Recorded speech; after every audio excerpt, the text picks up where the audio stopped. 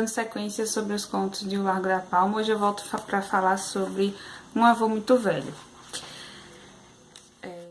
Nessa história aqui a gente começa a observar um padrão que não está muito presente no primeiro conto. No primeiro conto tem só uma pincelada do que ele gosta de fazer, mas no segundo conto isso é bem forte, e agora nesse terceiro também, que é contar essa história de maneira não linear. Então ele começa no presente, aí ele faz um flashback, ele volta lá no passado, nos mostra detalhes do passado para depois voltar para o presente.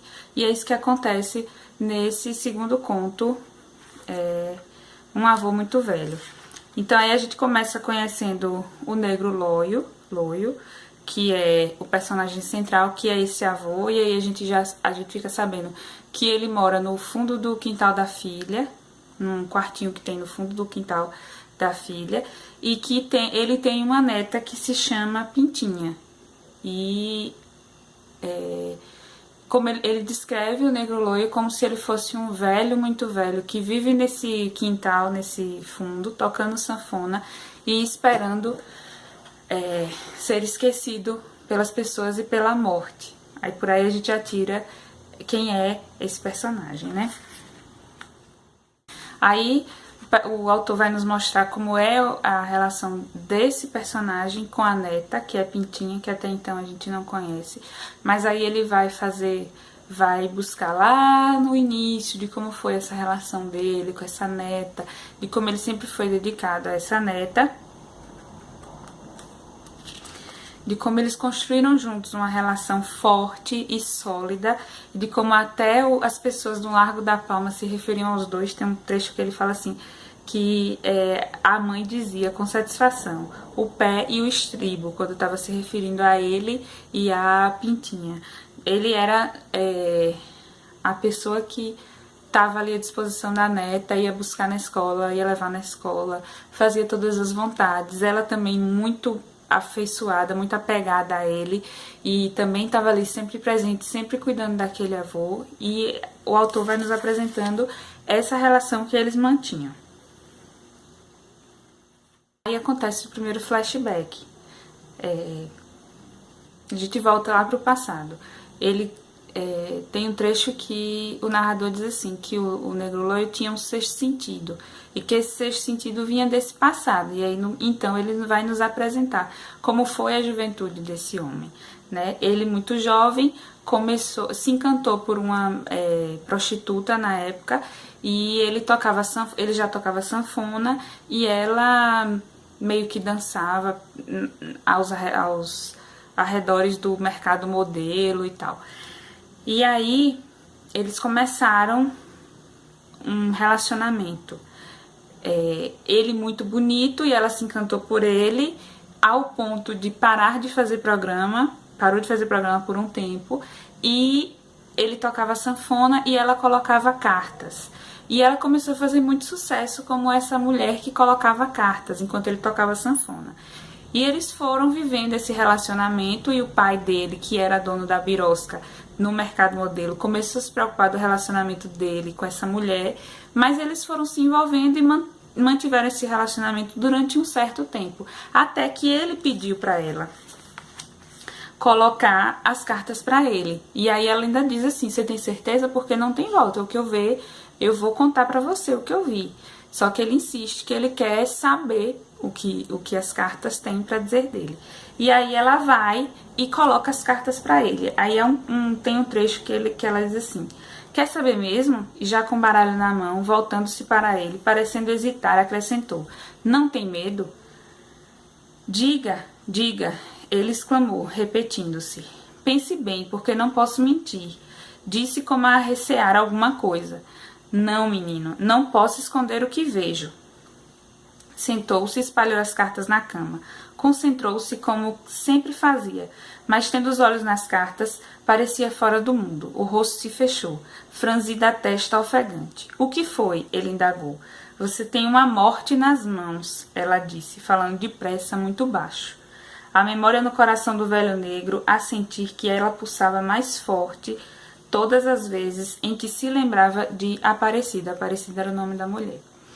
Então ali a gente fica sabendo que o Negro Loio tem essa sina que a Aparecida viu nas cartas, né? Ele tem a morte de alguém nas mãos. Só que até então, até aquele momento da vida dele, essa sina não tinha se cumprido. O que aconteceu a partir dali, desse dia que ela colocou as cartas, é que eles acabaram se separando. E depois que eles se separaram, ela foi assassinada. Ele encontrou ela um dia num beco escuro e ela tinha sido assassinada. Então, depois que a Aparecida morre, ele conhece Verinha, que é a mulher com quem ele vai se casar. E Verinha era quem morava no Largo da Palma. Ele morava no Mercado Modelo Compar e Verinha morava no Largo da Palma. E aí ela chama ele, porque mora só ela e a mãe, e aí ela chama ele pra viver com elas lá na casa, depois do casamento. E ele acaba se casando com Verinha, e juntos eles têm a filha, a única filha, no caso, Maria Esponina, é o nome dela. E aí Verinha morre depois de tifo, ela tem a febre tifo, e ela morre. E deixa ele viúvo com a filha pequena para criar. E ele acaba criando a filha, né, sozinho. E aí o negócio que o pai dele tinha deixado para ele no Mercado Modelo acabou crescendo. E aí ele precisou de um ajudante para colocá-la na loja. Numa conversa ele encontrou o ajudante lá e esse ajudante acabou casando com Maria Esponina, que no caso é a filha dele. E juntos eles tiveram a filha, a neta do Negro Loio, que é a Pintinha. Ficaram com a casa, ele acabou indo morar nos fundos por escolha própria, enquanto a família morava na frente, ele morava no quartinho dos fundos. E assim ele foi vivendo, né, naquele lugar. Aí aqui tem bem um trechinho que fala sobre essa relação dele com Pintinha, que era a neta, né?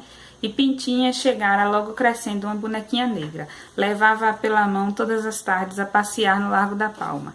Ali na igreja ela se batizara. E desde então, ano após ano, enchera-lhe a vida de tal modo que se tornou mesmo a sua própria vida. E aqui começa um pouquinho desse contexto social que tem nesse conto especificamente. Aqui a gente vai falar de amor e a gente vai falar sobre questões da sociedade e a gente vai falar também sobre questões polêmicas até nos dias de hoje. Que no caso, Pintinha cresce e consegue uma colocação como professora. Ela estuda, né? Ela faz o magistério, na época isso bastava para ser professora. Ela consegue uma colocação como professora, só que a escola que ela conseguiu é muito longe de casa. Mas mesmo assim ela vai, ela sai cedo e volta muito tarde. Então um dia Pintinha demora de chegar em casa, e quando ela demora de chegar em casa, ele automaticamente pressente que alguma coisa aconteceu e dá uma cochilada no sofá. Quando ele acorda, a filha já está desesperada, dizendo que quase mataram Pintinha. E aí eles vão pro hospital para encontrar com Pintinha. Chegando lá, a Pintinha havia sido estuprada e ela bateram muito nela e atiraram nela. E ela escapou por um milagre e ela estava ali no hospital para que a família fosse para lá e ninguém dava nada mais pela vida de Pintinha. Ela estava morrendo. Só que Pintinha resiste.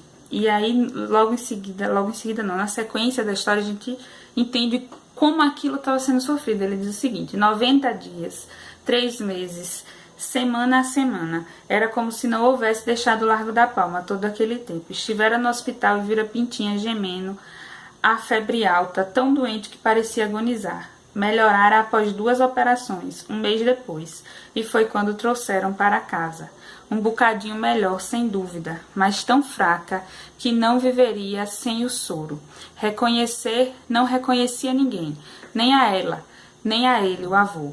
O genro Chico, Timóteo mudo, a filha Maria Esponina a chorar pelos cantos, e ele, o velho Negro Loio, a buscar um pouco de paz no Largo da Palma.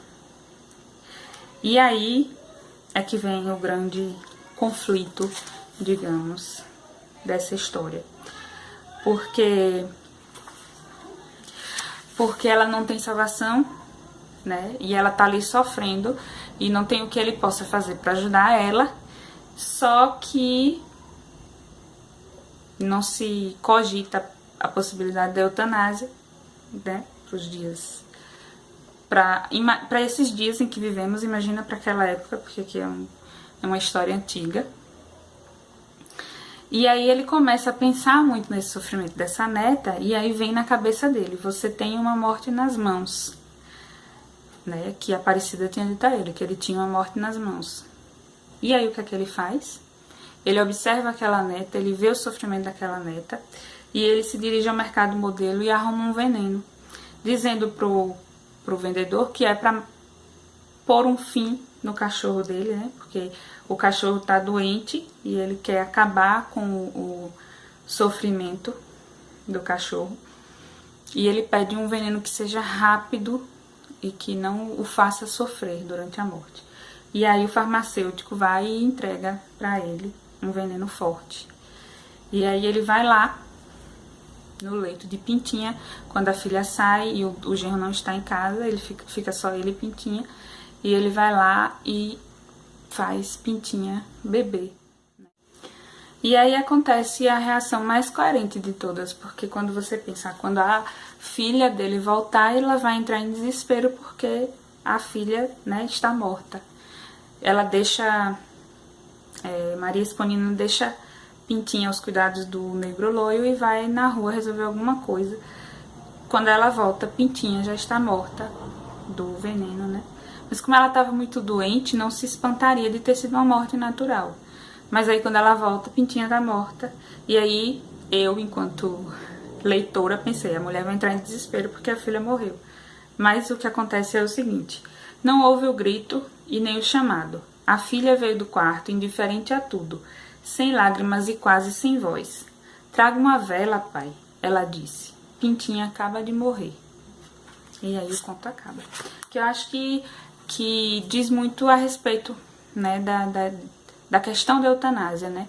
Até que ponto você manter uma pessoa viva em sofrimento é realmente uma atitude de amor, né? Às vezes, essa atitude de amor é abrir mão daquele ser que está ali, né, sofrendo, para que ele não sofra mais, só para que você se sinta melhor ou coisa do tipo.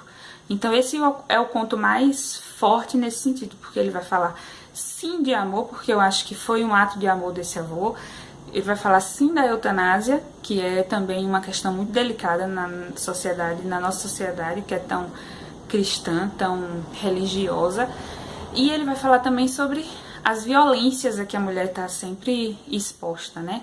A Aparecida foi assassinada, não se sabe por quem, mas ela foi assassinada na infância dele, na juventude dele, e depois a neta foi violentada e quase morta também, por ser mulher, né? Também nessa condição de mulher, né?